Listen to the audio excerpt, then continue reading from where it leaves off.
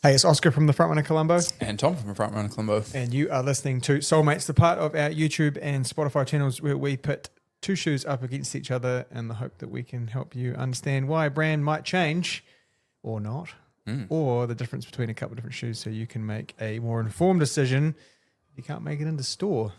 Mostly Tom and I just like talking about shoes. So Pretty much. if you're listening, this is a genuine conversation we have all day, every day about the shoes we end up with. I feel like this is very on topic though, this Soulmates episode, because we've already had a number of questions about the differences between these two shoes. Yeah, I was to the point where I've written reply in my notes to copy and paste it on the online chat. Yeah. And valid, because Superblast 2 was a industry leader, I guess, in that max cushion, super trainer, fun, lightweight, fast shoe. And now they've revamped it completely. And we've both been fortunate enough to get some Ks in the 3 already before the release. So have a fairly good idea about the changes they've made and what it feels like underfoot. So I guess the main difference is the Elite foam. Yeah, so the Superblast 1 was like EVA and Peba. Yeah. Superblast 2 was a massive slab of more Peba with a little bit of EVA. Yeah. Then they've moved into the Elite material, which is an aliphatic TPU with a little piece of EVA for stability on the bottom. I'm going to put my hand up and say I was not a fan of Superblast 2. Yeah. Like okay. I just didn't like it. And I loved it. Tom loved it. I love it still. And I think it's really healthy. Like we have these debates Yeah. all the time in the shop, right? Like we're talking about it and trying to figure it out. I found that the Superblast 2 felt too firm. It was too stiff in the forefoot. I couldn't kind of get over the top of it. But like you loved it, Andy loved it, and a whole bunch of other girls really enjoyed running in it. I think the words that I would use would be rate of compression. Yeah.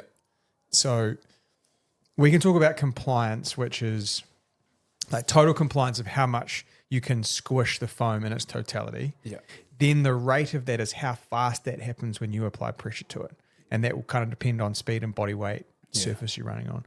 And so for me, the Superblast 2 didn't have a very far rate of compression in its totality. Yeah. It was quite resilient. Yeah. So it felt firmer. Took a long time to break in as well. Yeah. Like for the majority. 100%. Where Superblast 3, this Leap foam, you can squash it down to nothing.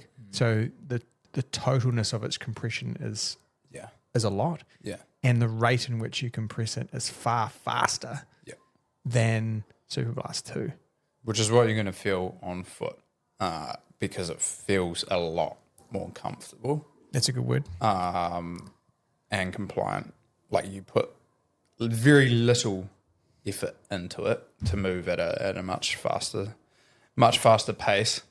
So it's I think you described it this morning as a reasonably expensive Monday shoe. Yeah. But I think, For a smaller human. Yeah. I think where we'll differ is, we go 10 kilos, maybe heavy to you with a bit more power. Yeah. You might bottom that out quick enough to get a little bit of bounce back out of it. Yeah. Like I'm just not getting that. Yeah. I'm just feeling the softness, which is nice. Yeah. Now we had a conversation about how long we think that leap is going to last. Yeah.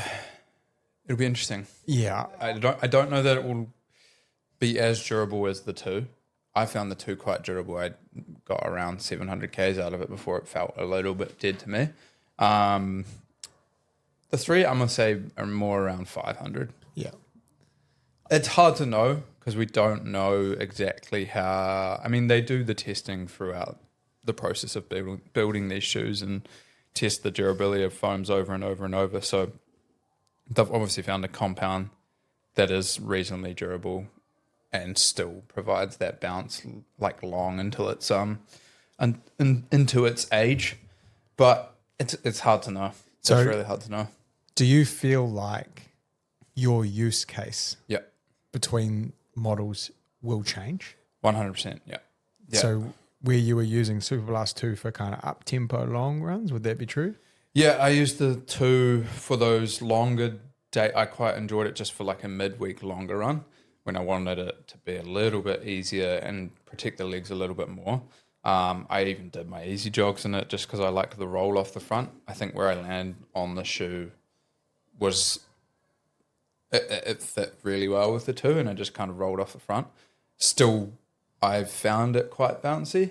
But again, being a little bit heavier, I guess, well, not really that heavy, but I got a fair bit out of it. Whereas this, I feel like I'm going to be using it more for my days after like a workout when I want to protect my legs, because that elite foam really does just lessen the impact running around the pavement for sure.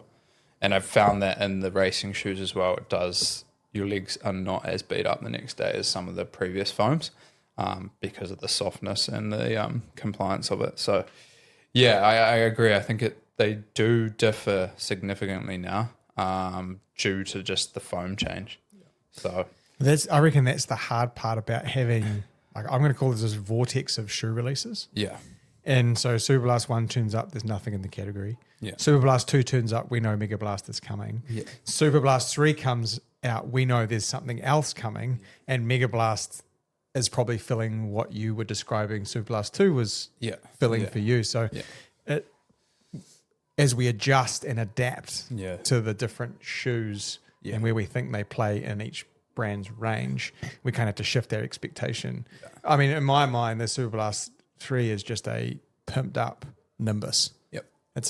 It is probably the true definition of a super daily trainer. Yeah, yeah. Like it's a more fun shoe to run in. It's got the best foam. Yeah. It's got 4.5 centimeters of it. Yeah. It's got a little roll off the front. It's kind of bouncy. It's going to protect you from everything. It's comfy. Yeah. You're going to log miles in it. Yeah. I guess my big question, and I won't make a informed comment is until I get 100 miles in it, and I want to know how, because we also know that when materials get so soft, our joints stiffen quicker to cope with the softness and stabilizing. So it can often make a shoe feel firm after a while. So I'm interested to see. I mean, they've really gone to town on the geometry and the sidewalls and the wide midfoot and the big wide base and the flaring to try and make it as inherently stable as possible. Yeah. But how that foam breaks down and wears. I think you have to, this is going to be a shoe that will feel better with time until it doesn't. I guess what we don't want is we don't want it to be a No Blast 5 situation where like it kind of, and I don't think it will because these are far superior materials. Yeah. What about fit? I found the fit to be true to size. Yeah, I got a standard size 10. And was that what you had in Superblast 2? Yeah, didn't have any issues with it. The upper seems a little bit more comfortable to me, and accommodating for probably a wider range of foot shapes. Those two seem to cut off, was a lot flatter on the big toe side, and some people did have issues with rubbing on their big toe, not necessarily on the end, but like on the inside of their foot. The softer material should work, and then they've also just rounded it more to shape of a foot. So yeah, I think the shape is better, and I just wish they had the pull tab at the back still. Because it's so handy to get up the shoe on and off. I've got it on the front, but yeah, having it on the back as well is really handy just to protect the heel counter. And we see in store like a lot of other shoes, like people chew away the heel because they're just shoving their foot in. And even when people say they don't, they definitely still do. It's a really handy thing to have. I definitely found it more forgiving in the forefoot. Yeah. Like in terms of, I don't know if it's wider. I just think maybe the volume's better. Yeah. And the way they've done the lace eye stays and stuff just accommodates. I think there's a good word you use. Accommodates a few more sort of foot types or foot shapes. We talked about it yesterday in our main podcast around that sort of posterior heel flaring. Yeah. So there's a big back for those people watching on YouTube. There's a big back bevel. Like that's what do you reckon that is? Nearly 2 centimeters, 2.5 centimeters past the shoe, past the back of the shoe. So if you are someone that's coming in with a nice kind of square heel strike, and you want that kind of roll through the shoe, I think that's going to feel unreal. Yeah. It's definitely more aggressive. In the width and the bevel compared to the two. Super comfy heel collar. Like it's premium the whole way around. Yeah. You couldn't argue No, it that does. it's not worth the price tag. Feels like it's a more premium model than the 2, which is nice. We've sat in sales meetings for the last 18 months and been like, fuck it, just your best foam, just put it in a shoe and see what happens. See how it lands. Yeah, and so this is it. And there's definitely it. So they have decreased the weight. Yeah, 237 grams now, and it feels like 237 grams. Like it is light on the foot. Which, for a shoe at 46 mil. Yeah, it's crazy they've made it this light. So they had the 2 at 250. So we've shaved off about 10 to 12 grams. But I don't know. To me, it feels like more. I don't know if it's because the foam is more lively that it makes it feel lighter. But it doesn't feel. Sometimes when you go lighter and all that, sometimes it can feel cheap. Like they've just stripped away everything. But I still feel quite supported in it. Coming in at 237 grams, and I've added an extra half a mil of foam, so 46 to 38. How are they measuring that? So still a very similar geometry in terms of numbers to the 2, but I think we can both agree it does feel completely different on foot. And again, I think that goes back to the foam and where the roll point is, and just the foam being softer, it doesn't feel as like aggressive in the roll. You can put a lot more into the shoe to get something back. But yeah, a number of changes all round, but exciting changes, I think, for a lot of people, because they're going to put this thing on and be like, holy. It's a fun shoe to run in. If you want something that you can do your dailies, do your faster runs, even your marathons, it's gonna cope with a range of events. And if you're running a 3.5 hour marathon, that thing would be and you want to be able to walk the next day. It's gonna be unreal. Primo. So ASICS stepping up their Superblast game. They now have a wide range of options in that super trainer. Again, I think personally I'll still use the Mega for my workouts, anything down to threshold paces, and even on easy day jogs. Just to me, it feels super responsive. This feels more cushioned.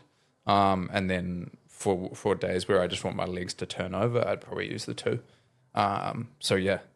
Filling in the range with some super fun foams and super high stack heights. Just super all round. Just super all round. All right, well, we really leapt into that episode, and we're going to leap on out of it. And you can leap on into it on the 3rd of March. Yeah.